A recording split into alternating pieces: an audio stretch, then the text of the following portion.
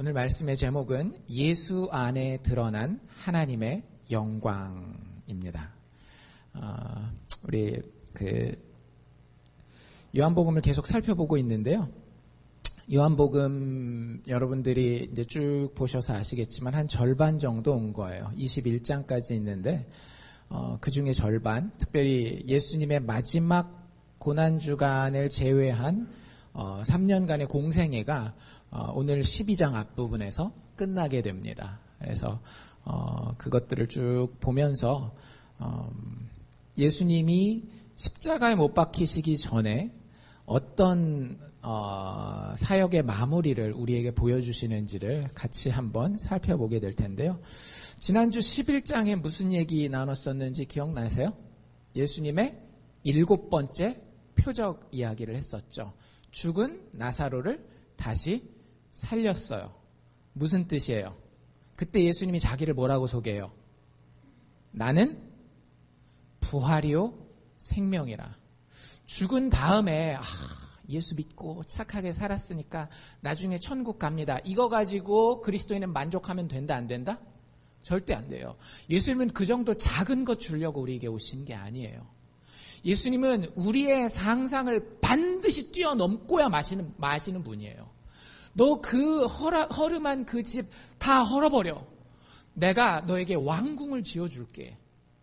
우리는 그냥 종교 생활했으니까 죽은 다음에 천국 가겠지 이런 정도만 가지고 교회 다녀서는 안 된다라고 하는 거예요. 부활 맞아요. 그거 있어요. 우리에게 죽은 다음에 영원히 사는 천국이라는 곳이 있습니다. 그런데 그걸로 예수님은 부족하다라는 거예요. 우리에게 주기 원하는 게 그 부활뿐만 아니라 나는 부활이요 무엇이다? 생명이니. I'm the resurrection and life. 죽은 다음에만이 아니라 지금 니들이 육체를 가지고 살아가는 이 순간에도 반드시 그 부활의 생명으로 살아야 된다라는 거예요. 여러분들이 백만장자예요. 나중에 죽은 다음에 그 100만 불 다 물려주려고 그래요. 그래서 애들이 지금은 그지처럼 살기를 원하세요? 아니잖아요.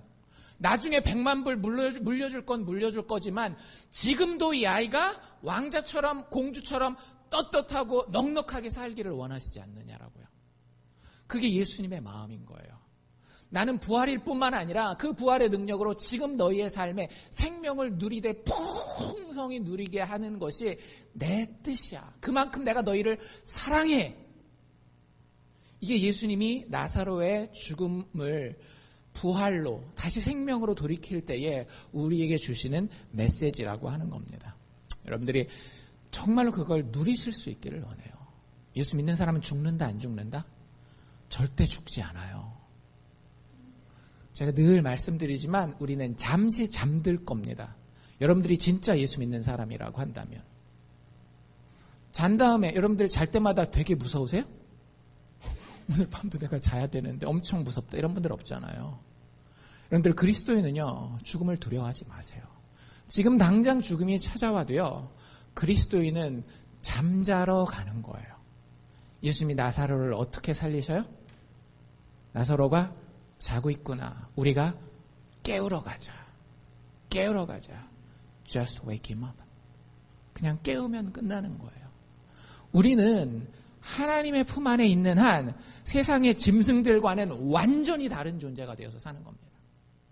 세상의 짐승들은 오로지 생존만을 위해서 살아가요. 육체의 목숨의 부지. 그리고 그것이 조금 더 즐거울 수 있으면 그걸로 만족해요. 근데 우리는 그럴 수 없어요. 우리는 생명을 누리되 풍성하게 누릴 때에만 하나님이 원래 만드신 그 목적에 부합한 피조물들이 되는 겁니다. 그게 우리가 지난주에 저희 살펴봤던 11장에 대한 이야기였고요. 오늘 우리가 살펴보는 이야기는 말씀 그대로 예수님의 마지막 일주일의 시작을 소개하는 본문입니다. 보통 우리가 고난주간이라고 이야기하고 영어로는 Passion Week라고 이야기를 해요. 그 이야기가 이제 12장에서 시작이 되는데 제일 먼저 이 12장에 나오는 이야기는 이 나사로의 집에서 다시 한번 사건이 진행되게 됩니다. 나사로가 죽었다가 다시 살아났으니까 나사로 두 명의 그 여자 형제가 있었죠. 누구랑 누구 있었어요? 마르다와 마리아가 있었단 말이에요. 그래서 이 세 명이 사는 그 집이 베다니에 있었는데 예수님이 그 나사로의 집에 가서 대접을 받습니다. 여기 성경책에 보면 뭐라고 돼 있는가 하면 2절에 예수를 위하여 잔치를 마련했다라고 이야기를 하고 있어요. 그래서 우리가 여러분들 마르다와 마리아 이야기를 교회 오래 다니신 분들은 아실 거예요. 일 열심히 하는 사람은 누구? 마르다. 설교 열심히 듣는 사람은 누구? 마리아. 뭐 누가 꼭 좋고 나쁘고를 떠나서 어쨌든 그런 특징이 여기도 그대로 나타나는데요. 마르다는 일을 보고 있었대요. 손님이 많이 왔으니까 막 이것저것 대접해야 될 거 아니에요. 나사로는 예수님과 함께 남자니까 그 당시 문화가 그랬잖아요. 남자니까 그 자기 손님들과 함께 식사를 하고 있었고요. 근데 그림에 마리아가 안 보이는 거예요. 마리아가 어디 갔을까요? 마리아가 어디 가서 뭔가를 들고 화면에 등장합니다. 뭘 들고 왔는가 하면 작은 뭐 병일 수도 있고요. 박스일 수도 있고 우리가 정확하게 예측은 하지 못하지만 뭔가 물건을 하나 들고 와요. 그게 뭐라고 여기 소개되고 있는가 하면 3절에 보면 지극히 비싼 향유. 우리식으로 얘기를 하자면 향수인데요. 향수 중에서도 제일 비싼 향수라고 생각하시면 돼요. 향수를 한 이만큼 정도 되는 양을 가지고 왔는데 여러분들 향수 이만큼이면 얼마 정도 해야 될까요? 여러분들 얼마면은 굉장히 비싼 향수일까요? 이 정도면 400불. 예. 여기 가격이 나와 있어요. 뒤에 보면 이 향수를 결국에 이제 예수님 발에다가 붓고 예수님 발을 이렇게 씻기시거든요. 씻기는데 그걸 못마땅해 하는 사람이 한 명 있어요. 성경 읽으신 분들은 다 알 거예요. 누구요?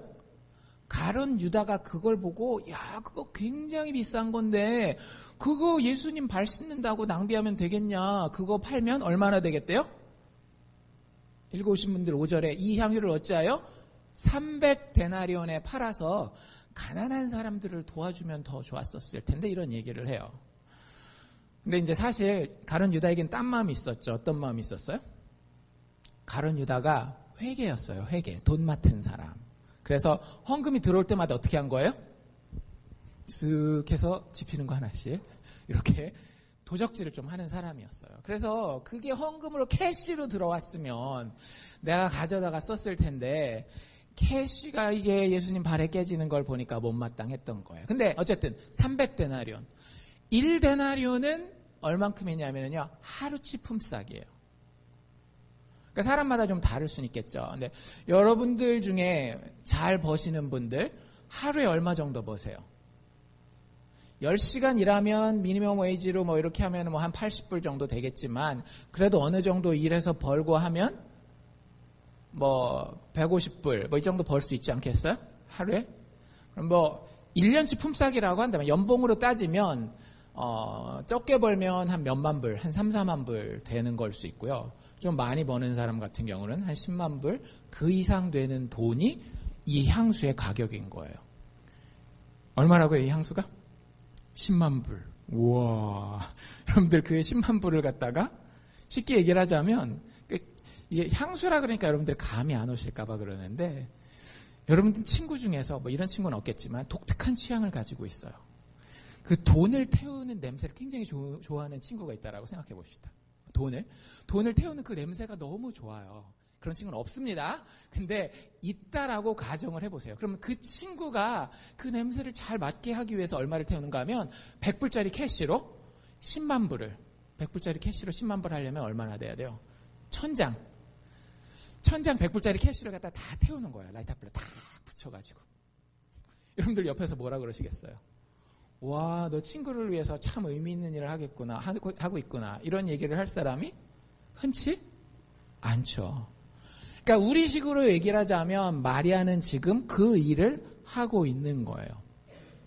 네, 여러분들 지금 마리아가 하고 있는 일에 대해서 상식적으로 봤을 때는 돈 낭비이지만 예수님은 이 마리아의 일을 다른 시각에서 설명하고 있습니다. 마리아가 하고 있는 이 일에 대해서 단지 돈을 얼마나 효율적으로 썼는지에 대해서 이야기하지 않고 있어요. 여러분들 우리에게 예수님이 원하는 것도 똑같은 거예요. 우리는 항상 이렇게 생각해요. 우리가 예수님께 얼마나 효율적인 사람이 될 것인가, 얼마나 부지런하게 살고 경제적으로 얼마나 바르게 살고 또 대면 헌금으로 헌신하고, 하나님이 이런 걸 바란다라고 생각하신다면은요, 큰 착각이에요.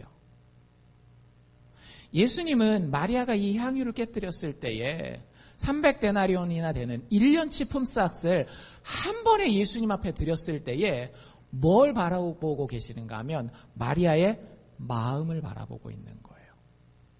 그리고 그 마음이 예수님과 어떻게 연결되고 있는지를 봅니다. 예수님 뭐라 그러셨어요? 마리아가 이걸 이렇게 깨뜨렸을 때에.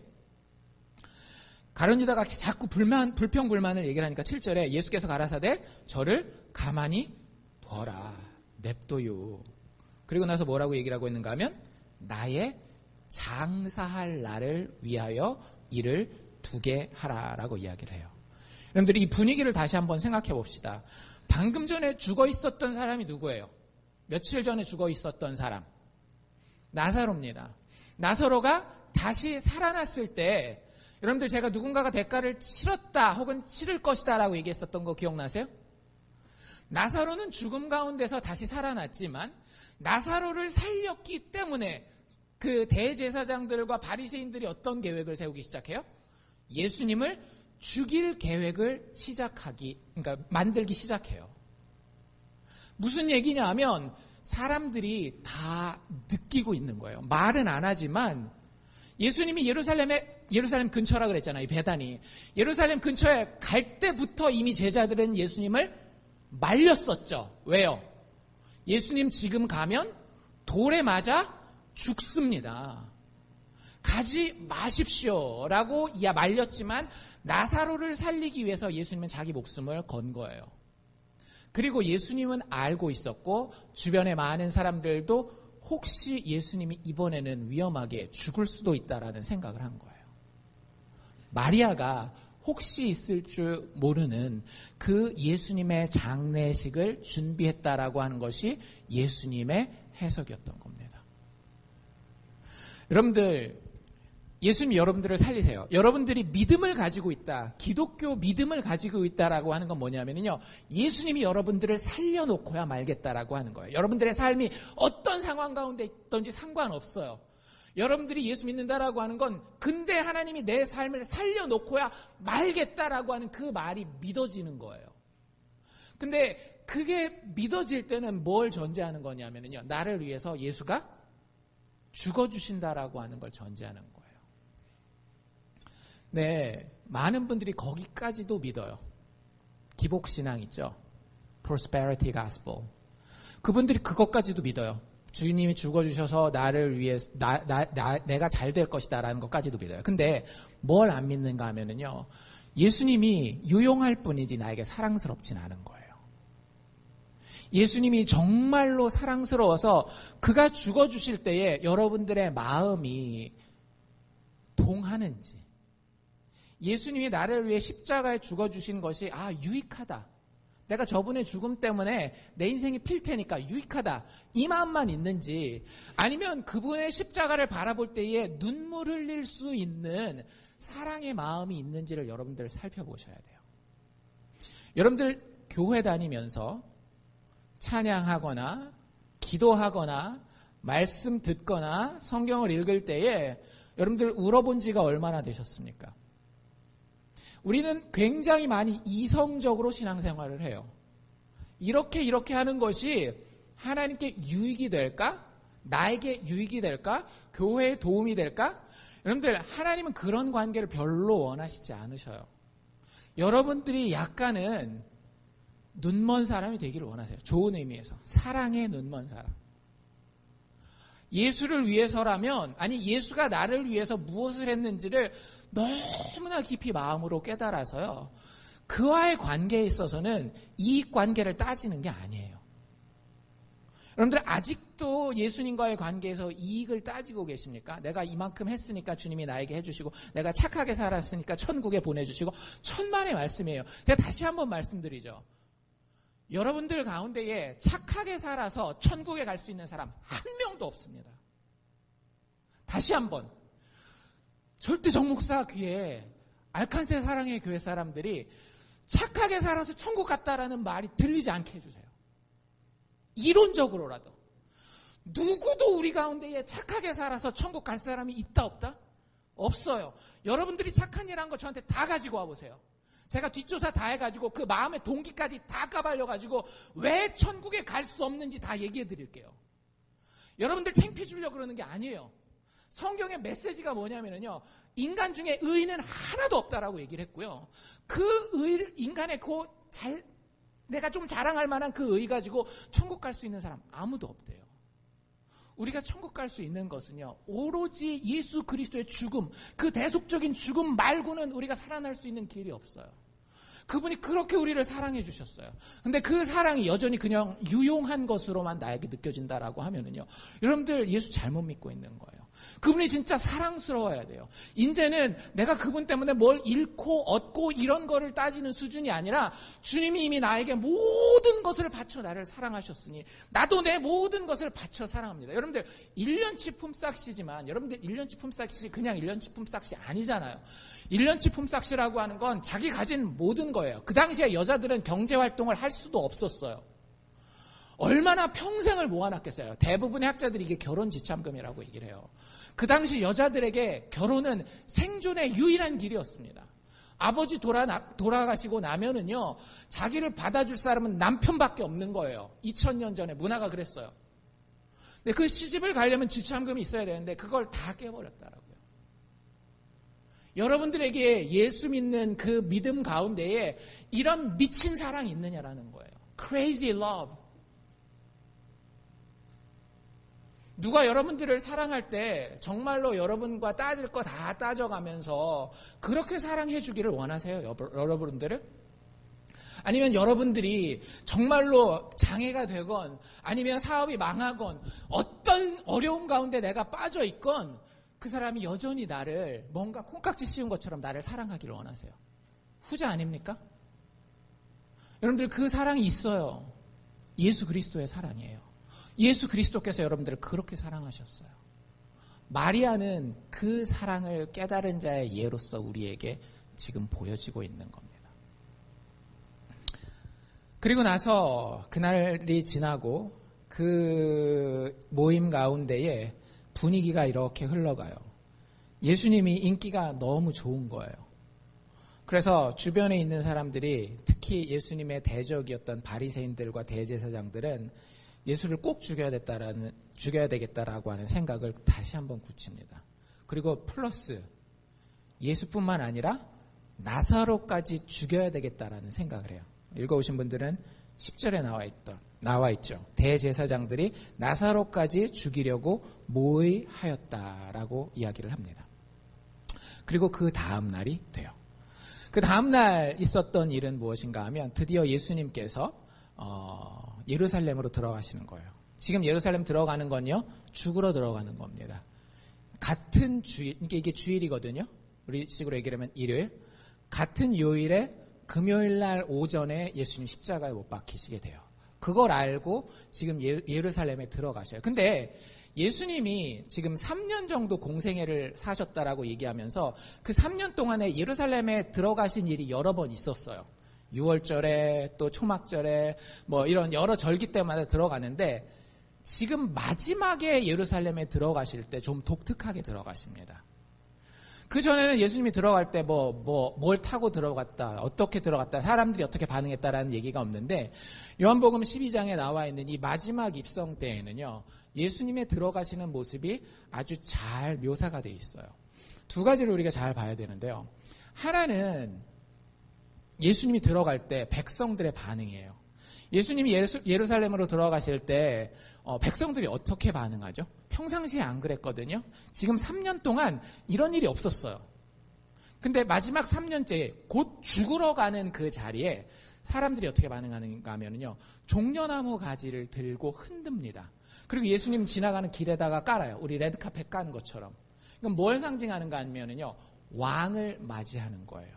왕을. 예수님은 분명하게 그걸 거절하지 않습니다. 무슨 얘기하고 싶은 거예요? 내가 왕이다. 내가 왕이다. 여러분들 성경에서는 아주 분명해요. 여러분들이 왕이 될 것인지 예수님이 왕이 될 것인지 양당 간의 하나입니다. 둘 중에 하나지 예수님, 이 부분은 예수님이 왕을 하시고 이 부분은 제가 왕을 하겠습니다. 절대 안 돼요. 예수님의 선언 자체가 너무 분명하기 때문에 내가 왕이에요. 그럼 우린 뭐예요? 종이에요. 그 백성이에요. 그가 주인이고 우리는 그의 종이고요. 그가 왕이시고 우리는 그분의 백성이라고 하는 거예요. 예수님의 선언이 너무 분명해요. 그런데 거기까지는 뭐 우리가 별로 놀라울 게 없어요. 왜? 예수님이 하나님이시라니까. 하나님이랑 내랑 싸우면 누가 이기겠어요? 하나님이 이길 테니까 하나님 왕하세요. 나는 그냥 백성하겠습니다. 이럴 수 있어요. 근데 문제는 뭐냐면 예수님이 자신을 왕으로 선언해놓고 자신이 그릴 왕의 모습을 설명하는 것이 심상치가 않다라고 하는 거예요. 여러분들이 왕을 한다라고 해봅시다. 아니면 여러분들이 대통령을 한다라고 해봅시다. 여러분들은 여러분들의 그 리더로서의 모습을 어떻게 만들어 가시겠어요? 너무 대통령은 나한테 너무 멀다. 그러면 여러분들 사장님 해봅시다. 사장님. 이미 하시는 분들도 계실 테니까. 여러분들이 사장님이에요. 사장님, 아니면 뭐 사장님도 아니면 그 부모님, 그렇죠? 자식들, 부모님. 이게 다 리더의 자리란 말이에요. 많은 사람들이 자기가 있는 그 자리에서 자기 스스로를 영광스럽게 하는 방식들이 있어요. 그럼 뭘까요? 힘을 드러내는 거예요. 힘을 드러내는 겁니다. 봐, 내가 이렇게 힘이 있지? 그러니까 너희들 복종해. 꼭 물리적인 힘뿐만 아니라 봐, 내가 더 많이 알고 더 똑똑하지? 그러니까 너희들 내가 말하는 방법대로 다 따라와. 그러면 가봤더니 성공했으니까 역시 우리 사장님 짱, 역시 우리 엄마 아빠 짱, 이런 것들을 우리는 영광이라고 생각해요. 그리고 세상은 그렇게 많이 여러 분야에서 영광을 규정하고 그렇게 만들어져 가고 있습니다. 그래서 그 싸움에서 밀리면 안 되는 거예요. 세상의 영광은요, 뭐라 그래야 될까? 똑같은 파일을 놓고 그거 뺏어 먹는 거예요. 누가 더 많이 먹느냐. 그래서 한 사람의 영광이 커지면 다른 사람의 영광은 반드시 작아지게 돼 있어요. 이게 세상의 영광이에요. 그런데 보통 왕들이 입성할 때 뭘 타고 입성하는가 하면 아시죠? 뭘 타고 입성해요? 개선장군들이 입성한다. 그럼 뭘 타고 입성해요? 말을 타고 입성합니다. 말을 타고 위풍당당하게 처벅 들어와요. 그리고서 자기의 힘을 과시하는 거죠. 내가 방금 전쟁에서 나의 대적들을 싹이 다 죽이고 왔어. 니들 내 영광 알지? 날 따라. 이게 왕들의 영광인 거예요. 근데 예수님은 뭘 타고 들어가셨대요? 어린 나귀의 새끼를 타고 들어가셨대요. 일단 우리가 더 이제 깊은 것도 봐야 되겠지만 그냥 말 대신 나귀를 타고 들어가요. 어떤 느낌이 드세요? 겸손하고 좀 자기 자신을 낮추는 느낌이 들죠. 실제 이 얘기가요, 예수님이 그걸 표현하기 위해서도 들어가지만 구약 성경에 보면 스가랴서 9장 9절 집에 가서 한번 찾아보십시오. 예수님 태어나기 전에 수백 년 전 이야기예요. 하나님께서 온 세상을 구원한 왕을 보내줄 텐데 그 왕은 자기 자신을 낮추는 겸손한 왕이라서 나귀의 새끼를 타고 오실 거라고 얘기를 했어요. 그러니까 예수님이 하시는 일이요, 그냥 우리가 생각하는 그냥 뭐 자신의 어떤 인간적인 도덕성을, 겸손함을 보여주기 위한 것이다 정도가 아니라 그걸 포함하지만 하나님께서 계획하신 왕의 모습을 그대로 보여주기 위한 거예요. 그 다음에 또 하나, 여러분들 그 하나님이 구약 성경에 왕을 보내겠다라고 얘기할 때 그 왕을 표현하는 몇 가지 표현들이 있거든요. 뭐 메시아도 그 중에 하나고, 그 중에 되게 우리에게 오랫동안 기억에 남는 게 뭐냐면 다윗의 후손이라는 표현 들어보셨죠, 그렇죠? 다윗의 후손 혹은 다윗의 아들이라는 표현이 있어요. 여러분들 원래 다윗의 아들은 누구예요? 다윗의 아들은 솔로몬입니다. 근데 집에 가서 궁금한 분들은 성경 한번 찾아보세요. 솔로몬 이야기를. 솔로몬이 아주 어렸을 때 왕이 돼요. 근데 아버지가 다윗이었잖아요. 다윗이 나이가 되게 많아요. 최소한 80 가까이 됐었어요. 나이가 많이 들어서 죽기 직전이 되었을 때에 다윗의 마음속으로는 솔로몬을 왕으로 정해놨었습니다. 근데 어떤 일이 벌어지는가 하면 아버지가 힘이 없고 동생 솔로몬이 아직 어리니까 누가 들고 일어났을까요? 솔로몬의 형님들이 들고 일어난 거예요. 서로 왕이 한번 되어보겠다라고. 그래서 다윗이 죽기 전에 얼른 왕위 취임식을, 대관식을 해줍니다. 근데 그때 왕이 옷을 입히고 왕이 관을 씌우고 도시를 행진하게 하거든요. 그 도시를 행진하게 할 때 참 재밌는 일이 벌어져요. 뭐라고 얘기를 하는가 하면 왕의 나귀에 솔로몬을 태워서 그 왕의 행진을 하게 하는 거예요. 참 신기하죠. 다윗의 아들이 왕이 될 때는 뭘 타고? 나귀를 타고 왕이 되는 거예요. 그로부터 1000년 후거든요. 1000년 후에 솔로몬은 사실은 그림자로서의 다윗의 왕이었거든요. 실체로서의 다윗의 후손, 다윗의 아들 예수가 올 때 뭘 타고 왔다? 나귀를 타고 왔다. 전쟁을 끝내고 전쟁이 없는 시기의 왕들은요, 나귀를 타고 도시를 이렇게 삥 돌게 돼 있었던 거예요. 그래서 솔로몬의 이름의 뜻이 뭐예요? 솔로몬, 샬롬, 평화의 왕. 예수님께서 하나님의 백성들에게 평화를 주기 위해서 이 땅에 낮고 겸손한 모습으로 나귀를 타고 오시는 모습을 보여주게 됩니다. 그러니까 세상 사람들한테는 좀 말이 안 되는 거예요.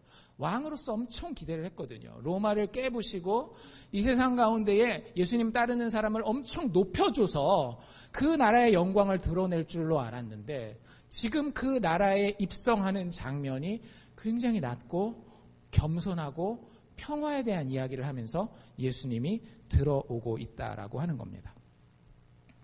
그리고 나서 예수님이 한 이야기를 하시게 돼요. 동기는 이렇게 됩니다. 예수님이 들어오니까 예수님 그 당시에 인기가 되게 많았거든요. 예수님을 만나고 싶은, 개인적으로 만나서 밥 한번 먹고 싶은 사람들이 되게 많았어요. 그 중에 그리스에서 온, 여기 성경에 보면 헬라에서 온 몇 사람이 있었다라고 얘기를 하는데 그리스 사람 중에 몇 사람이 예수님에 대한 소문을 듣고 예수님 만나려고 빌립이랑 안드레한테 부탁합니다. 예수님의 12제자 중에 하나였죠. 그렇죠? 빌립과 안드레에게 예수님 좀 만나게 해주세요 라고 부탁을 해요. 그러니까 빌립과 안드레가 어떻겠어요?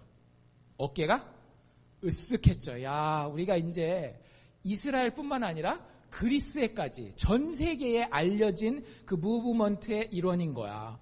되게 영광스럽게 생각한 거예요. 그리스에서 우리를 알아보고 찾아왔어. 우리 선생님, 이게 우리 선생님이야, 우리 선생님 막 이래가면서 예수님한테 가서 누가 예수님 만나고 싶어 합니다. 아주 영광에 가득 찬 마음으로 아마 예수님께 물어보고 부탁을 했겠죠. 그때 예수님이 그럼 뭐라고 대답해야 돼요? 내가 만나주겠다? 안 만나주겠다 대답을 해야 되잖아요. 근데 그런 대답을 안 하셔요. 결과적으로 만났는지 안 만났는지도 성경에는 관심이 없어요. 안 나와 있어요. 근데 여기서부터 진짜 중요한 얘기가 나오는 거예요. 갑자기 예수님이 뭐라고 이야기를 하시는가 하면 23절 아까 우리가 읽은 구절인데요. 예수께서 대답하여 가라사대 인자의 영광을 얻을 때가 왔도다라고 얘기를 해요. 쉽게 얘기를 하자면 지금 너희들이 마음에 뿌듯해하고 우리 교회가 이렇게 커졌어. 우리 교회에서 이렇게 의미 있는 일을 했어. 사람들한테 우리가 이렇게 유명해졌어. 이런 마음의 뿌듯함 있잖아요. 그거 잘못 생각하고 있는데 이제부터 내가 영광이 뭔지 제대로 알려줄게 라고 이야기를 합니다. 여러분들 영광이 뭔가요? 사람들은 다 영광스러워지고 싶어 하거든요. 높아지고 싶고 유명해지고 이게 다 다른 말로 얘기하면 영광이에요. 영광이 성경에서는 원래 히브리어 단어 뜻이 뭐로 되어 있는가 하면 무겁다라는 뜻을 가지고 있어요. 여러분들이 영광스러워지고 싶다라고 하는 것은요, 무슨 얘기냐면 나는 무거워지고 싶다 이런 얘기예요. 가뜩이나 체중 때문에 지금 고민하고 있는데 나는 그럼 영광스럽지 않을래요? 아니, 그런 무게 말고 여러분의 몸무게 말고 여러분들 무게라고 하는 것은 어떤 물체에 가볍고 무겁고 이걸 따지기도 하지만 어떤 사안이 무겁다라고 하는 표현도 쓰잖아요. 그렇죠? 어떤 일이 굉장히 이 사안은 굉장히 무거운 주제다라고 하는 건 중요하다, 중요성이라는 뜻을 가지고 있는 거예요. 그래서 영광은 이런 겁니다. 중요한 거예요. 여러분들 중에 친구가 3명 있어요. 여러분들 문제가 생겨가지고 그 친구들한테 전화를 했습니다. 첫 번째 친구들한테 야, 이 문제 어떻게 해결할까? 전화 받고 끊었어요. 두 번째 친구한테 또 똑같은 문제를 이야기하고 전화 받고 끊었어요. 세 번째 친구 이야기 전화를 하는데 딱 들어보니까 와, 이게 맞는 거예요. 그래서 전화를 끊자마자 그 친구가 조언해준 대로 가서 그대로 합니다. 전화 받은 여러분은 누구를 영광스럽게 한 걸까요? 마지막 세 번째 의견을 이야기한 그 사람의 의견을 여러분들이 어떻게 생각한 거예요? 중요하게 생각한 거죠. 무게 있게 생각한 거죠. 그래서 영광이라고 하는 것은 사실은 중요성이요, 무게요, 시간과 역사와 환경의 강물이 흘러갈 때에 떠내려가지 않을 만큼의 중요성의 무게를 가진 것을 영광이라고 얘기를 하는 거예요. 여러분들 인생 가운데에 진짜 영광이 있으면 이런 거 영광이라고 그러세요? 여러분들이 골프 토너먼트 동네, 이 아칸사 지역, 리들락 지역에서 골프 토너먼트에 가서 1등을 해서 트로피를 받았어요. 영광스럽습니까? 약간. 얼마 동안? 일주일 내지 한 달 동안. 왜? 일주일 내지 한 달만큼의 시간이 흘러가면 그 무게가 견뎌요, 못 견뎌요? 못 견뎌요. 여러분들 작년 이맘때에 혹시 뭐 1년, 2년 전에 무슨 대회에서 누가 우승했는지 기억하세요? 기억 못 하잖아요. 그게 세상의 영광인 거예요. 세상의 영광은요, 시간의 흐름이 흘러가면 흘러갈수록 다 같이 떠내려가 버려요. 근데 예를 들면 이런 거 있죠. 저한테 아직도 잊혀지지 않는 한 분의 죽음, 저희 어머니의 죽음. 고등학교 1학년 때 돌아가신 어머니의 죽음은 시간이 벌써 몇 년이에요? 한 20년이 넘게 지났거든요. 한 25년 넘게 지났는데 그 25년, 30년 가까이 된 기간 동안에 제 머릿속에서 떠났을까요? 안 떠났을까요? 안 떠났어요. 시간의 흐름이 있었지만 그 사건은 저에게 되게 중요한 사건이었기 때문에 절대 흘러가지 않습니다. 왜? 무게가 있기 때문에. 중요하기 때문에. 영광을 가지고 있는 일이기 때문에. 어머니가 저에게 가지고 있는 영광이었기 때문에. 그래서 기독교 신앙의 핵심은 뭐냐면요, 이 영광에 대해서 이렇게 얘기를 하는 거예요. 인간에게는 영광이 있다 없다? 인간에게는 영광이 하나도 없어요. 여러분들이 1년 후, 2년 후, 3년 후에도 여러분들이 중요할 거라고 생각하지 마십시오. 쉽게 생각하면 이렇게 생각하시면 돼요. 여러분들이 언젠가 죽을 거잖아요. 그쵸? 여러분들이 언젠가 죽을 텐데 죽고 난 뒤에 1년 후에, 2년 후에, 3년 후에 혹은 10년 후에 얼마나 많은 사람들이 여러분들을 기억하고 기념해 줄까요? 얼마나 많이 기억해 줄 것 같아요? 여러분들 친구 또래나 살아있을 때에 여러분들의 죽음이 귀중하게 여겨지고 귀중하게 이야기될 거예요. 여러분들 죽은 지 10년만 지나 보십시오. 한국에 많은 가문들이 조상제사 드린다라고 하지만 제가 보면 아무리 뼈대 있는 가문도요, 이제는 3대라 해봤자요 50년도 안 되거든요. 그 3대까지 제사 드리는 집안 자체가 없어요. 이름도 몰라요. 증조할아버지 이름도. 인간의 영광은 그래요. 그렇게 가볍다라고 하는 것이 성경의 메시지예요. 성경은 그러면서 동시에 하나님의 영광이 엄청나게 무겁고 중요하고 시간이 흘러가도 절대 변하지 않는 중요성이라고 이야기하고 있습니다. 여러분들이 그 영광을 아시냐라고 하는 거죠. 인생은 영광을 구하는 과정이에요. 여러분들 세상에서 좋은 학교 가려고 그러잖아요. 좋은 직장 가지려고 하잖아요. 행복한 가정을 이루려고 하잖아요. 그게 다 뭐냐면은 내 인생에 중요한 뭔가를 이루어보고자 하는 거예요. 다른 말로 이야기하자면 영광을 이루어가는 과정이라고요. 그러면 여러분들이 바른 영광을 알아야 되지 않겠어요? 여러분들이 지금까지 알고 있었던 세상적인 영광은 다 거짓이라고요. 영광이 아니라고요. 시간이 흘러가면 10년만 흘러가면 별로 중요하지 않은 일이 될 거라고요. 여러분들이 지금 막 자식 때문에 막 죽겠던 문제도 있잖아요. 10년 지나가면 지금 좀 안타깝긴 하지만 별 문제 아닌 거 돼요. 근데 흘러가지 않는 영광이 있더라고요. 성경은 그걸 우리에게 소개해 주고 싶은 거예요. 하나님의 영광. 하나님의 영광. 우리는 하나님의 영광에 대해서 생각할 때 뭘 생각하는가 하면요, 하나님 힘이 세다. 내가 말 안 들으면 하나님이 벌 주신다. 마지막 날의 심판에서 어떤 사람들은 하나님의 권한 때문에 천국에 보내주고 어떤 사람들은 하나님의 권세 때문에 지옥에 보낸다. 이런 정도의 영광으로 생각하고 있더라고요. 성경을 안 봐서 그래요. 성경을 잘 보십시오. 하나님이 자기 자신을 영광스럽다라고 이야기하실 때에 도대체 뭘 영광스럽다라고 이야기를 하는지. 하나님이 이야기하시는 영광은요, 오직 한 군데 꽂혀 있어요. 십자가에. 제가 계속 말씀드리죠. 요한복음에 때라고 하는 단어가 나오면 때라고 하는 단어는 항상 언제를 얘기하는 거라 그랬어요? 예수님께서 십자가에 죽으시는 그 때를 얘기한다라고 말씀드렸어요. 지금 이게 그 얘기예요. 인자가 영광을 얻을 때가 왔다라는 거예요. 죽을 때가 왔는데 그 때를 무슨 때라고 부르고 있어요? 영광을 얻을 때. 예수님이 죽지 않아도 되는 그분이 죽는 그 때를 영광의 때라고 부르고 있더라고요.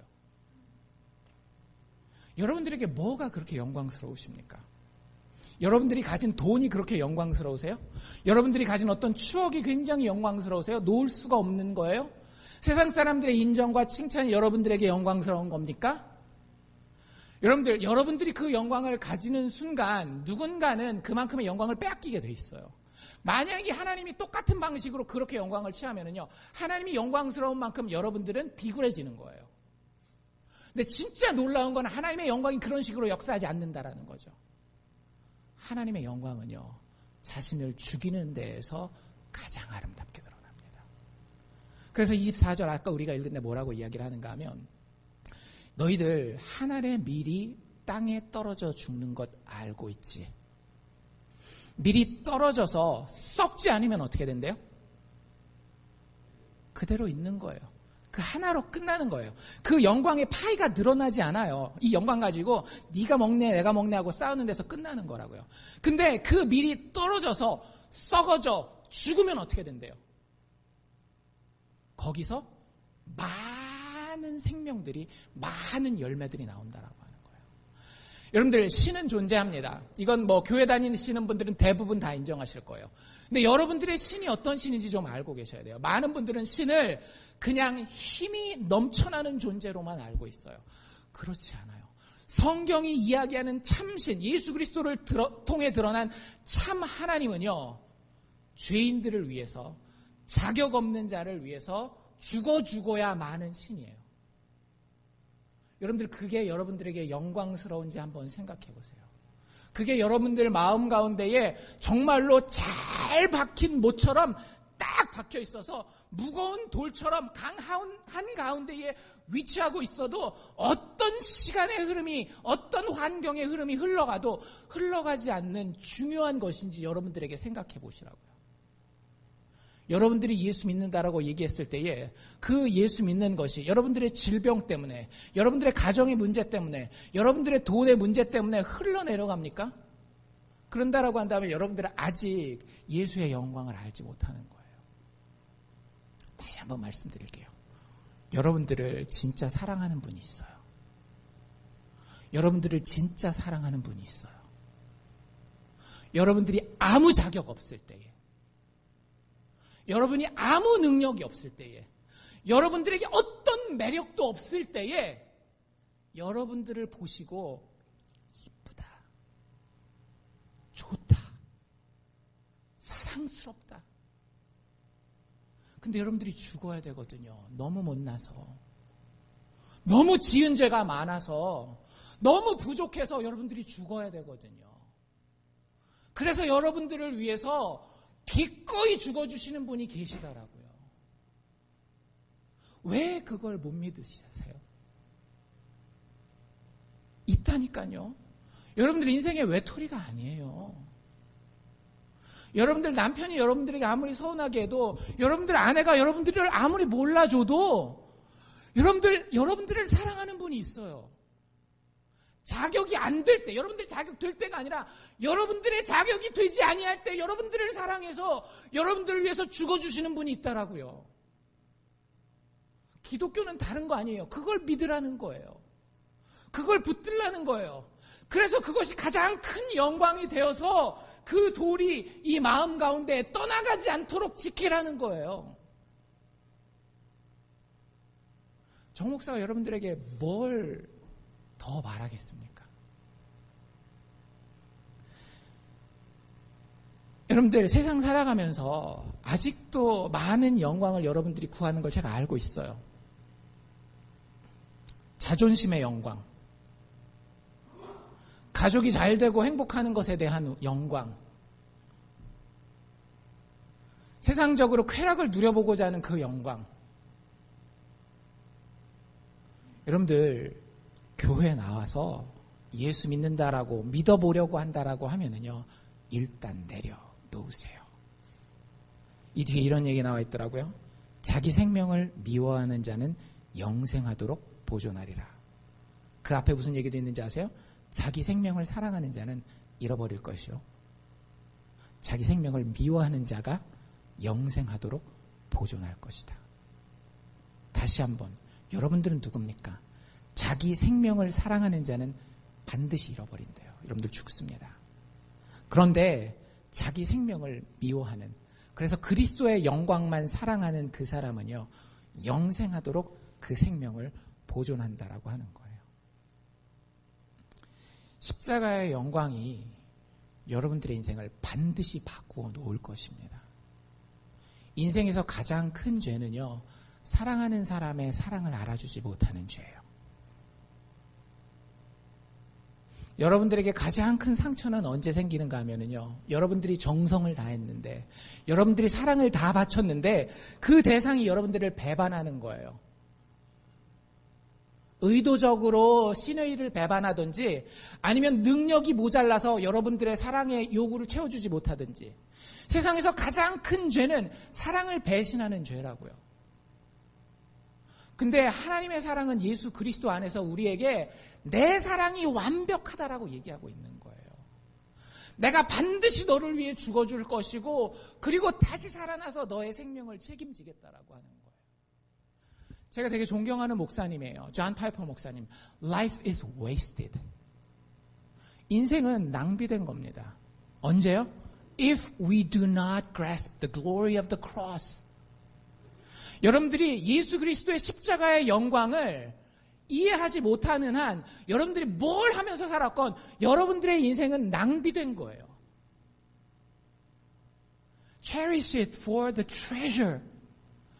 예수의 십자가가, 그 사랑이 내 마음 가운데 보석이 되어서 여러분들 마음에 자리 잡지 못하고, 아직도 골프대회에 나가서 1등하는 것이 내 마음의 보석이고, 장사해서 돈 많이 버는 것이 내 인생의 보석이고, 자식들 성공시켜 놓는 것이 내 인생의 보석이고, 그러면은요, your life has been wasted. 인생이 낭비됐다라는 거예요. 한번 고민해 보십시오. 정 목사가 공부할 만큼 공부하지 않았나요? 고민할 만큼 고민해보지 않았겠어요? 정말로 돈 버는 것이 어떤 의미인지, 자식 키운다는 것이 어떤 의미인지, 인간의 자존심을 지킨다는 것이 어떤 의미인지 정말 아무것도 생각해보지 않았을까요? 저도 다 생각해봤어요. 그런데 십자가의 영광을 보니까요, 그런 것들은 아무것도 아니에요.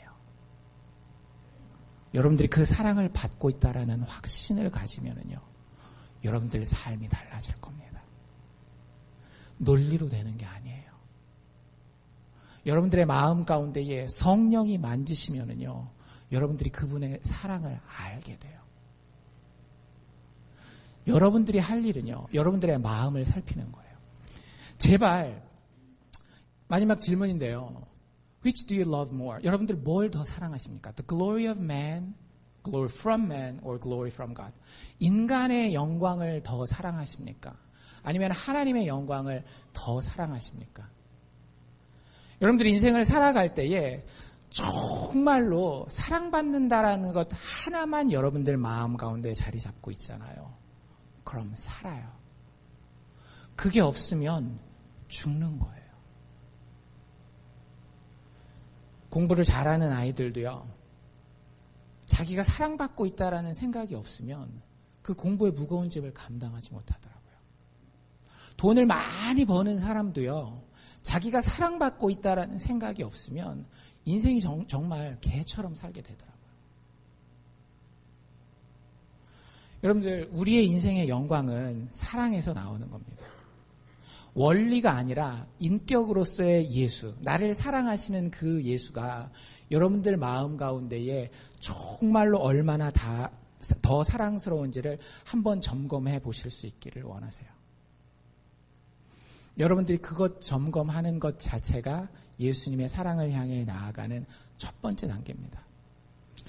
교회 다니니까, 교회 다니는 사람들이 빠지기 제일 쉬운 함정을 말씀해 드릴게요. 제가 처음 말씀드리는 건 아니에요. 제발 여러분들이 교회에 나와 있다라고 하는 것이 예수 사랑하는 증거가 아니라는 걸 좀 인식하십시오. 여러분들이 예수님을 사랑한다라고 하면 여러분들의 심장이 먼저 알 거예요. 여러분들의 마음이 그 예수의 사랑이 마리아가 모든 것을 다 바쳐 향유로 예수의 발을 씻겼던 것처럼 예수를 향해서 두근두근 뛰게 될 거라고요. 왜냐하면 그 사랑이 가장 영광스럽기 때문에. 정 목사의 마지막 말 여러분들에게 한마디밖에 없습니다. 예수 사랑하십시오. 예수 사랑하십시오.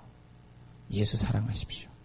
율법으로서가 아니라 그분이 우리를 먼저 사랑하셨기 때문에 여러분들이 그 사랑 보고 그 사랑 깨달아서 나를 위하여 죽어주시는 그분, 나도 그분 사랑하겠습니다. 그거 하나면 좋게요. 여러분들 헌금도 필요 없고요. 여러분들 봉사도 필요 없고요. 여러분들이 착하게 살고 부지런하게 살고 다 필요 없어요.